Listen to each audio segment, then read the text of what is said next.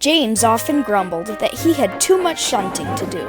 "How can I be expected to see to everything?" he would grunt, "here, there, and everywhere. I shall wear my wheels out, and what will the fat controller do then?" Henry and Gordon didn't take much notice. They knew James, and they'd heard it all before. "It's easy enough to bustle about looking busy," they said. "It's the real work you do that counts." One day, Edward was at the shed. While he was there, a message came, saying that a train of trucks loaded with stone blocks was waiting at his own station. He was to fetch it and bring the trucks to the harbor for loading onto ships. James looked envious, and Edward felt sorry for him. "Why don't you go and get the trucks?" he suggested. "It will be a change for you. I'll stay here and shunt in the yard." Their drivers agreed, and James puffed away. This is nice, he said happily to himself as he sped along the rails. But it didn't stay nice for long. Trucks are dirty, rude things, always on the lookout for an engine they can be spiteful to. They had heard stories about James, and when they saw him backing towards them, they jeered loudly. "Look," they cried rudely, "it's Bootlace James. Now we'll have some fun. Bootlace won't help today." They snickered to each other and made a plan. Now, stone is heavy, so the load was bad enough without the trucks making it worse. But the trucks didn't care about that. They tried all sorts of tricks. They slipped their brakes on so that James had great difficulty starting. Then they crept close behind each other and would stop one by one so that a string of jerks ran right along the train. "They'll break a coupling off if they're not careful," said James crossly. But he was determined not to be beaten. Slowly, he dragged the noisy trucks to the harbor and pushed them onto the wharf. Then he went wearily back to the yard for some quiet shunting. Well, chuckled Gordon. "Here's James, come back after doing some proper work. I expect he needs a rest now."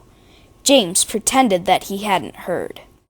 A strong wind had been blowing all day, and that night it grew worse. Next morning, the fat controller was eating toast and marmalade for his breakfast when his wife came in. She told him that some slates had been blown off the roof of their house in the night.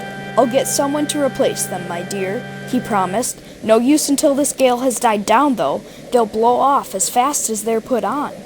At the shed, the engines had been teasing James. Once, in a wind like this, he had spun round and round on a turntable and had had to wait for the wind to drop before he could be rescued. "Be careful, James," said Henry. "Mind you don't go on any turntables today." "Careful yourself," retorted James. "Make sure you don't stick in a tunnel when you need shelter." Henry didn't care. The engines laughed as they went to take their trains. Henry's first stop was at the station before the viaduct. "Be careful, Henry," warned the station master. "The wind on the viaduct is very fierce today." But Henry was lucky. The wind dropped for a few moments at just the right time, and he brought his train safely over. The station beyond was in an exposed place, too. Henry knew this, but he was so pleased at crossing the viaduct safely that he forgot. "Fancy worrying about a little bit of wind," he said to himself. "Now I've no more stops until the workstation. That's one in the buffers for old James." But as he rattled through the station, he saw something that made him whistle shrilly in horror. 100 yards in front, a tree was suddenly uprooted by the gale and crashed across the line. "Whee!" groaned Henry as his brakes came hard on. Closer and closer he came, his wheels skidding on the rails. Henry shut his eyes. Nothing happened. Carefully, Henry looked again. He saw that he had stopped 6 inches from the fallen tree.